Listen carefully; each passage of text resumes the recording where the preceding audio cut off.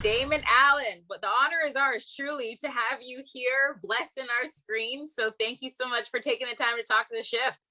Well, thanks a lot for allowing me to be on the shift. Damon Allen is professional football's all-time leading passer. The 2004 Grey Cup Player of the Game, Damon Allen. The city of Toronto, I hope I represent you well. First, we got to start this off by saying congratulations. The Raiders staying the way that the Raiders are and keeping things kind of in the family, but you will be coaching with the team this summer.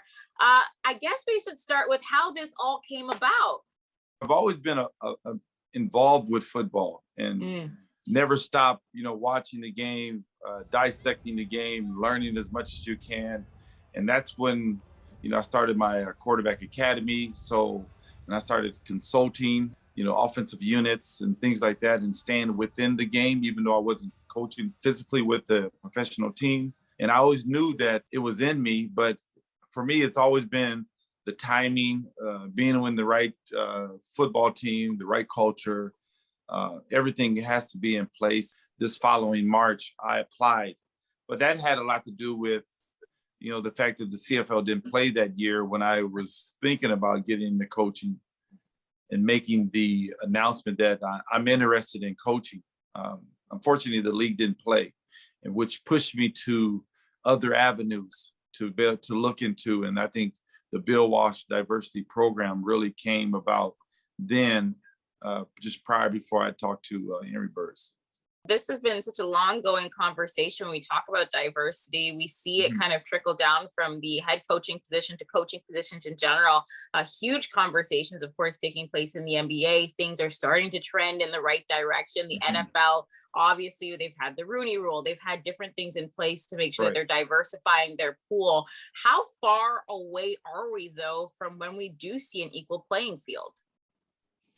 Well, I think there's things are starting to be in place to give the opportunity. I mean, I can imagine it 100 years prior to where we are today. I mean, it was like, it wasn't visible to see any minorities actually working, or even women at that time. And so, that's something that I hope the league that I played in and the Canadian Football League, that they would eventually have something in place as well, because I believe there's many great football players that leave that game and have a desire to coach. And I hope that they can have the opportunity to stay within the league and coach because they also bring name recognition, but they establish themselves to being a really good coach as well. And so I think overall that would help our league to have something like this in place.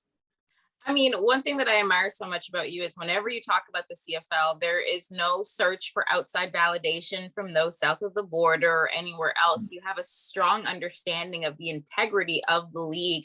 How important is it for us as fans to also have that understanding too, and that this game is, as you said, solely ours, and it is our duty to support? The numbers that are watching the game on Grey Cup Day is half the country is watching sparingly.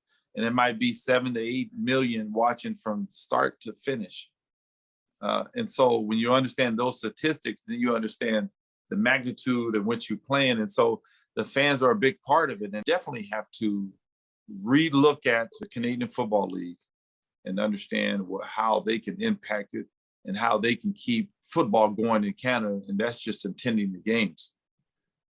I mean, I know you're now one step or maybe more steps removed from the CFL now that you have your position with Las Vegas. So I'm curious, what team sparks your interest the most when it comes to success in the CFL right now?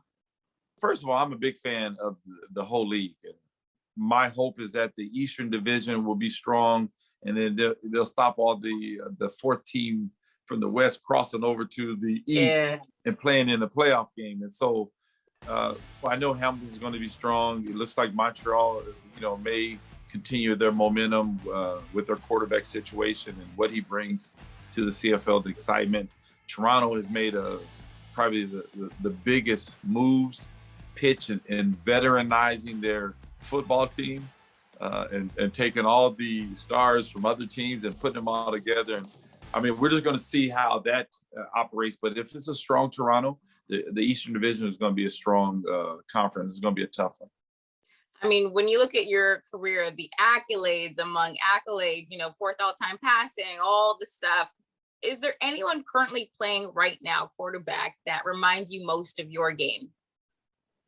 I would say Adams is probably the closest that I would say. And we've had conversations before, and his energy level, I mean, the way he looks at the game and his excitement in playing, is very similar to the way I was. I mean, I'm like a kid in a sandbox. When it's time to leave, I mean, he's leaving, kicking and screaming, and that's the way I play the game of football in like a childlike manner.